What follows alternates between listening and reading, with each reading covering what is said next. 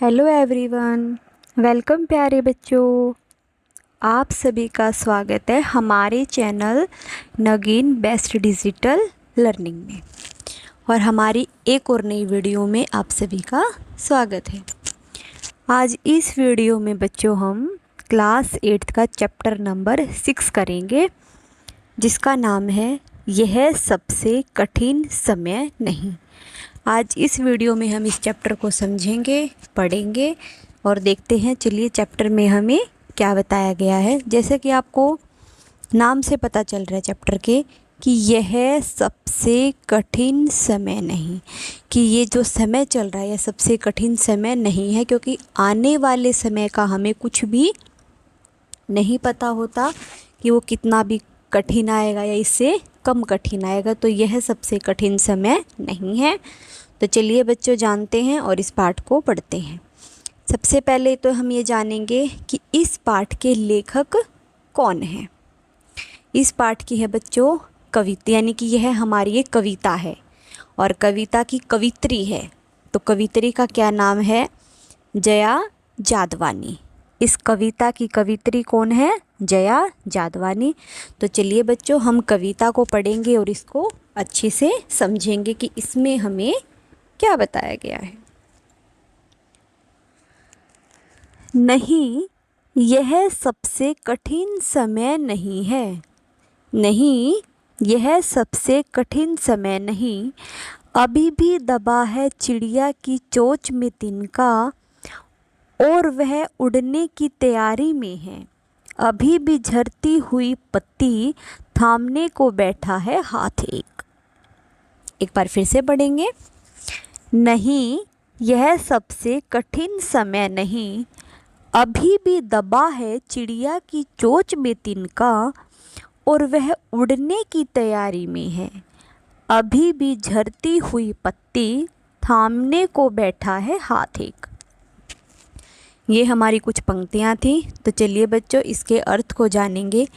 प्रस्तुत पंक्तियों में कवित्री ने हमें बताया है, प्रस्तुत पंक्तियों में कवित्री हमें कहती है कि नहीं, यह सबसे कठिन समय नहीं, कि अभी इतना कठिन समय नहीं आया है, क्योंकि यह सबसे कठिन समय नहीं है। अभी इतना मुश्किल, इतना कठिन समय अभी तक नहीं आया है। क्यों नहीं आया है? क्योंकि अभी भी दबा है चिड़िया की चोंच में तिनका और वह उड़ने की तैयारी में है। कि अभी भी चिड़िया की चोंच में एक घास का तिनका, जो घास फूस होते हैं जिससे वो अपना घोंसला वगैरह बनाती हैं, कि चिड़िया की चोंच में अभी भी एक घास का तिनका दबा हुआ है और वह उड़ने की तैयारी में है। यानी कि चिड़िया घास के तिनके को उठा उठा कर लेकर जाएगी और अपना घोंसला बनाएगी। यानी कि चिड़िया को इतना विश्वास है अभी भी कि वो एक एक तिनका इकट्ठा करके अपना घोंसला एक दिन ज़रूर बना लेगी। इसलिए वो दिन रात मेहनत में लगी रहती है, तिनकों को इकट्ठा करके अपना घोंसला बनाने में लगी रहती है। अभी भी झरती हुई पत्ती थामने को बैठा है एक हाथ। यानी कि इसमें कवित्री कहती है कि जब पतझड़ का मौसम आता है ना बच्चों, जिसमें जब पुराने जो पत्ते होते हैं वो सारे झड़ जाते हैं और फिर उसकी जगह पर नए पत्ते आते हैं, नए फूल आते हैं। जो वसंत का मौसम होता है, पतझड़ में तो पतझड़ यानी कि पत्ते झड़ते। पतझड़ के बाद कौन सा मौसम आता है? वसंत का। पतझड़ में तो जो पुराने पत्ते होते हैं पेड़ों पर वो सारे झड़ जाते हैं, नीचे गिर जाते। फिर वसंत के मौसम में नए नए पत्ते, कलियाँ, फूल खिलते हैं। तो इसमें कवित्री ने कहा है कि जब पतझड़ के मौसम में सूखे पत्तों को उठाने के लिए आज भी एक हाथ आगे बढ़ा हुआ है। यानी कि इसमें कवित्री कहना चाहती है जब तक इस दुनिया में बेबस, बेसहारा और बुज़ुर्ग लोगों को सहारा देने वाले लोग अपना हाथ आगे बढ़ाते रहेंगे, तब तक इस दुनिया में इतना कठिन समय नहीं आएगा। यानी कि अभी तक लोग एक दूसरे की मदद करने के लिए तैयार हैं, आगे बढ़ते हैं। तो इसलिए अभी तक कठिन समय नहीं आया है। ये थी बच्चों हमारी कुछ पंक्तियाँ जिसके हमने अर्थ को समझा है। तो चलिए एक बार हम इसके भावार्थ को पढ़ेंगे कि उपरोक्त पंक्तियों में कवित्री कहती है, यानी कि इन पंक्तियों में कवित्री ने हमें बताया है कि अभी भी इतना कठिन समय नहीं आया है, अभी तक इतना मुश्किल समय, इतना कठिन समय नहीं आया है, क्योंकि अभी भी चिड़िया अपनी चोंच में घास का तिनका दबाकर उड़ने की तैयारी कर रही है। यानी कि जो चिड़िया है अपनी चोंच में घास के तिनके को दबाकर और उड़ने की कोशिश कर रही है, उड़ने की तैयारी में है। यानी चिड़िया को अभी भी पूरा विश्वास है, चिड़िया को यकीन है कि वह एक एक तिनके को जमा करके, एक एक तिनके को इकट्ठा करके एक दिन अपना घोंसला जरूर बना लेगी। इसलिए दिन रात चाहे परिस्थितियां यानी कितनी भी कठिनाइयाँ क्यों ना हो, वो सभी का सामना करती है और अथक मेहनत कर, और यानी कि बिना थके मेहनत करके अंत में, मेहनत कर अंततः, यानी कि मेहनत करके अंत में अपना घोंसला बना लेती है। आगे अगली पंक्ति में कवित्री कहती हैं, यानी कि अगली पंक्तियों में कवित्री ने हमें बताया है कि पतझड़ में गिरते हुए सूखे पत्तों को उठाने के लिए लोग अभी भी अपना हाथ बढ़ाते ही हैं। तो इसका क्या मतलब है कि कवित्री इन पतझड़ के पत्तों के गिरने से और उनको उठाने से हमें क्या संदेश देना चाह रही है, हमें क्या बताना चाह रही है कि जब तक इस दुनिया में बेबस, बेसहारा और बुज़ुर्ग लोगों को सहारा देने के लिए लोग अपना हाथ आगे बढ़ाते रहेंगे। यानी कि जब पत्ते गिरते हैं तो उन्हें कोई हाथ बढ़ाकर पकड़ लेता है, तो इसलिए जब कोई बेबस लोग हैं, बेसहारा लोग हैं, जब तक कोई उनकी मदद करने के लिए अपना हाथ आगे बढ़ाते रहेंगे। यानी इस दुनिया में अभी भी ऐसे बहुत से लोग मौजूद हैं जो दूसरों की मदद करने के लिए, दूसरों की सहायता करने के लिए सदैव तैयार रहते हैं। तब तक दुनिया में कठिन समय नहीं आ सकता जब तक लोग एक दूसरे की सहायता करते रहेंगे, एक दूसरे के दुख सुख को समझेंगे, एक दूसरे की मदद करेंगे, तो तब तक इस दुनिया में कठिन समय नहीं आ सकता है। ये थी हमारा पहला पद। अब दूसरे पर चलते हैं बच्चों।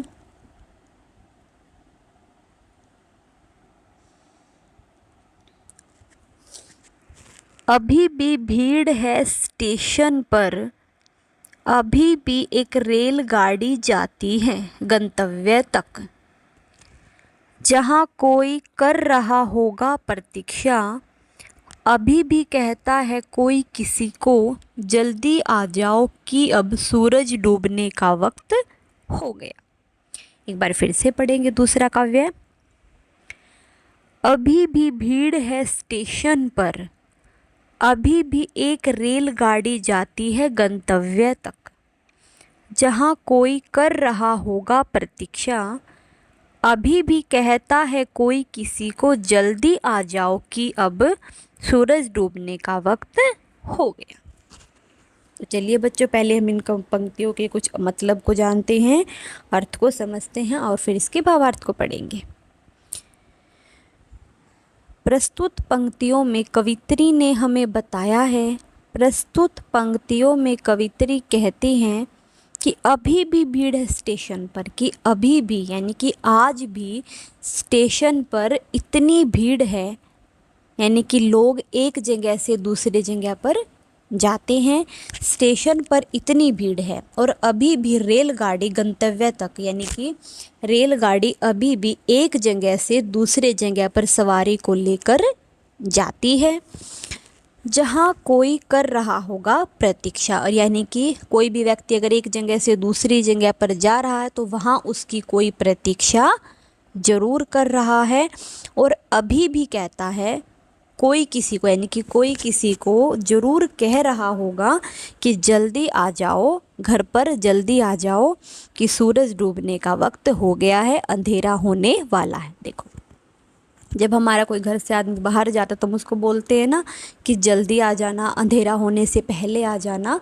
तो इसलिए कहा गया है कि इसके कहने का मतलब है कि कवित्री कहना चाह रही है कि आज के समय में भी लोग एक दूसरे की फिक्र कर रहे हैं, उन्हें एक दूसरे की चिंता अभी भी है। यानी कि अगर वो रेल स्टेशन पर इतनी भीड़ है, रेलगाड़ी गंतव्य तक यानी कि उसके स्थान तक जा रही है और वहाँ कोई उसका इंतज़ार ज़रूर कर रहा है और वो कहता है कि जल्दी आ जाओ कि अब तो सूरज डूबने का वक्त हो गया है, अब तो रात हो गई है। ये थी इन कुछ पंक्तियों का अर्थ। अब चलिए बच्चों, हम इसके भावार्थ को पढ़ते हैं।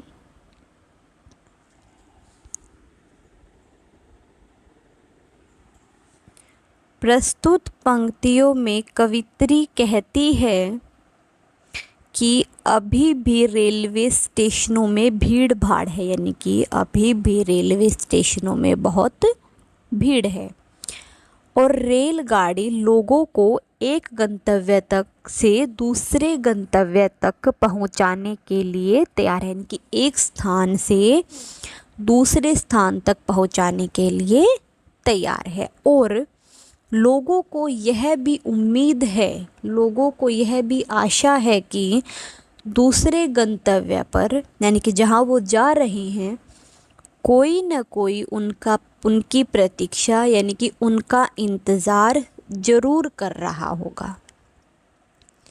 यानी तब तक हमें यह उम्मीद है कि एक स्थान से दूसरे स्थान तक सुरक्षित पहुंच जाएंगी और दूसरे स्थान पर कोई न कोई हमारा जो परिजन है, यानी कि हमें जानने वाला है, या फिर हमारे जो सगे संबंधी हैं, रिश्तेदार हैं, दोस्त हैं, अवश्य हमारी प्रतीक्षा कर रहा होगा। तब तक कठिन समय नहीं आ सकता है। आगे है बच्चों, जब तक हमारे घर में हमारी प्रतीक्षा करने वाला कोई हमारा अपना करीबी मौजूद है और जो घर से बाहर निकलते समय हमसे कहे कि शाम को सूरज ढलने से पहले घर ज़रूर आ जाना, यानी जब तक हमारे अपने लोग हमारे साथ मौजूद हैं, हमारी फ़िक्र करने वाले हैं, हमारा साथ देने वाले हैं और हमारी परवाह करते हैं, हमारी चिंता करते हैं, तो कठिन समय में जो हमारा साथ देते हैं, मुश्किल समय में जो हमारा साथ देते हैं और हमारी समस्याओं को कम करने का प्रयास करते हैं, हमारी मुश्किलों को कम करने की कोशिश करते हैं, जब तक जीवन में कठिन समय नहीं आ सकता। ये था हमारा दूसरा पद। अब चलते हैं बच्चों अगले पद पर।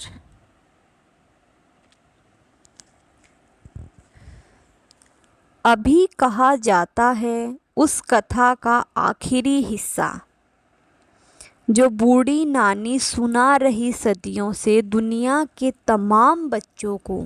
अभी आती है एक बस अंतरिक्ष के पार की दुनिया से, लाएगी बचे हुए लोगों की खबर, नहीं यह सबसे कठिन समय नहीं। एक बार फिर से पढ़ेंगे। अभी कहा जाता है इस कथा का आखिरी हिस्सा जो बूढ़ी नानी सुना रही सदियों से दुनिया के तमाम बच्चों को। अभी आती है एक बस अंतरिक्ष के पार की दुनिया से, लाएगी बचे हुए लोगों की खबर, नहीं यह सबसे कठिन समय नहीं। तो चलिए पहले हम इसके अर्थ को जानेंगे, फिर हम इसके भावार्थ को पढ़ेंगे कि अभी कहा जाता है उस कथा का आखिरी हिस्सा, यानी कि जो भी ये जो पंक्तियां हैं हम आगे पढ़ेंगे, यह उस कथा का जो हमें अब ये कथा पढ़ते आ रहे थे, ये कविता पढ़ते आ रहे थे, यह उसका एक आखिरी हिस्सा है, यानी कि उसकी कुछ आखिरी पंक्तियां हैं। जो बूढ़ी नानी सुना रही सदियों से दुनिया के तमाम बच्चों को।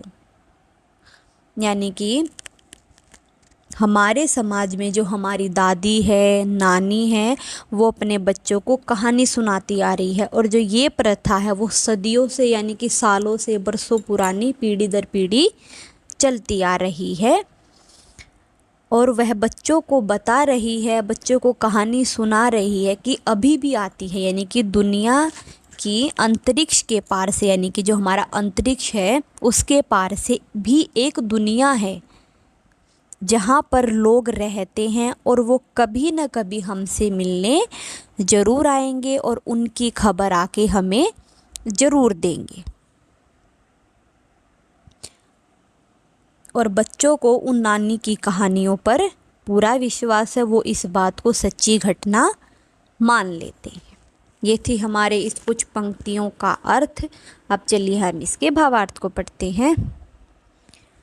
प्रस्तुत पंक्तियों में कवित्री यह कहती है कि जब तक हमारे समाज में दादी नानी कहानियाँ सुनाती रहेंगी और वो जो सदियों से सुनाती आ रही हैं और आने वाली पीढ़ियाँ भी सुनाती रहेंगी, तब तक कठिन समय नहीं आएगा। जब तक वो बच्चों को यह बताती रहेंगी, यानी कि वो अपनी जो कहानियाँ सुनाती, तो वो बच्चों को कहानियों में क्या बताती हैं कि अंतरिक्ष के पार भी एक दुनिया है और जहाँ पर लोग भी रहते हैं और कभी न कभी वो हमसे मिलने ज़रूर आएंगे और उनकी खबर हमें ज़रूर मिलेगी। और बच्चे भी उन कहानियों पर यकीन कर लेते हैं, उनको सच्ची मान लेते हैं। तब तक हमारे जीवन में कठिन समय नहीं आ सकता। यानी कि हमारे समाज में जब तक बड़े बुज़ुर्ग अपना अनुभव हमसे बताते रहेंगे, हमसे बांटते रहेंगे, तो हमारा मार्गदर्शन करते रहेंगे, हमारा मार्ग दिखाएंगे कि ये गलत है, ये सही राह, तब तक हमें राह दिखाते रहेंगे, तब तक हमारे जीवन में कठिन समय नहीं आ सकता। ये थी बच्चों हमारी कहानी की कुछ पंक्तियाँ जिनको हमने पढ़ा है और अच्छे से समझ लिया है। तो चलिए बच्चों, अब हम इसके प्रश्न उत्तरों को करेंगे। सबसे पहले है पाठ से प्रश्न, और इसमें हमारा पहला प्रश्न है, यह कठिन समय नहीं है, यह बताने के लिए कविता में कौन कौन से तर्क प्रस्तुत किए गए हैं, स्पष्ट कीजिए। कि यह कठिन समय नहीं है, यह बात बताने के लिए किन किन पंक्तियों का, किन किन शब्दों का प्रयोग किया गया, क्या क्या उदाहरण दिए गए हैं आपको उस कविता में, तो आप उन्हें बताइए।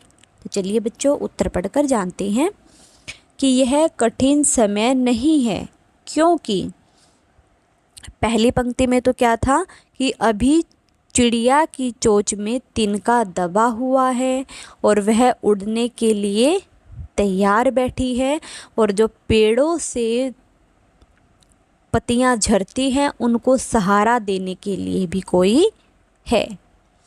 गाड़ी अपने, दूसरे में हमने क्या पढ़ा था कि गाड़ी अपने गंतव्य तक जा रही है, और उससे अगले में क्या था, बूढ़ी नानी अंतरिक्ष के पार की दुनिया सुना रही है। तो उनके अनुसार कोई आएगा और वहाँ के लोगों की खबर ज़रूर लाएगा। ये था हमारा प्रश्न नंबर 1। आगे है प्रश्न नंबर 2। चिड़िया चोंच में तिनका दबाकर उड़ने की तैयारी में क्यों है, वह तिनकों का क्या करती होगी, लिखिए। तो चलिए जानते हैं।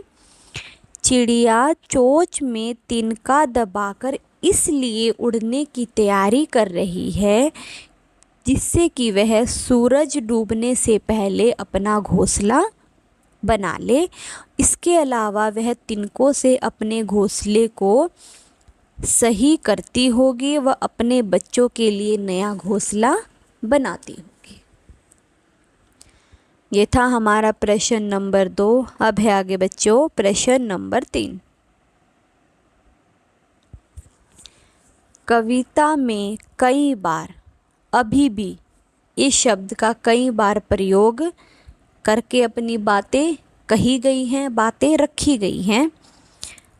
अभी भी का प्रयोग करते हुए आप कोई 3 वाक्य बनाएं और देखिए उनमें लगातार, निरंतर या फिर बिना रुके चलने वाले किसी कार्य का भाव निकल रहा है या फिर नहीं।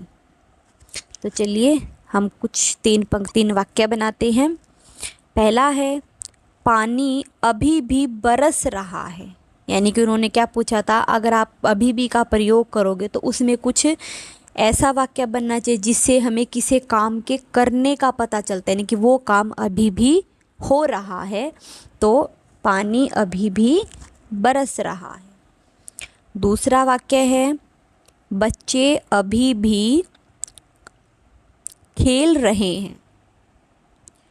तीसरा वाक्य है, अध्यापक अभी भी पढ़ा रहे हैं। यानी कि इनमें सभी में अभी भी का तो प्रयोग किया गया है और तीनों वाक्यों से हमें पता चलता है कि वो काम निरंतर हो रहे हैं, क्योंकि पानी भी बरस रहा है, बच्चे भी खेल रहे हैं और अध्यापक भी पढ़ा रहे हैं। ये था हमारा प्रश्न नंबर 3। आगे चलते हैं बच्चों प्रश्न नंबर 4 पर। नहीं और अभी भी को एक साथ प्रयोग करके 3 वाक्य लिखिए और देखिए नहीं, अभी भी के पीछे कौन कौन से भाव छिपे हो सकते हैं। तो चलिए उत्तर पढ़कर जानेंगे। नहीं, अभी भी बच्चा सो रहा है। नहीं का भी प्रयोग है इसमें और अभी भी। नहीं, अभी भी परीक्षाएं चल रही हैं। तीसरा वाक्य है, नहीं वह अभी भी खाना खा रहा है। ये था हमारा तीसरा वाक्य। आगे है बच्चों कविता से आगे के प्रश्न और इसमें हमारा पहला प्रश्न है,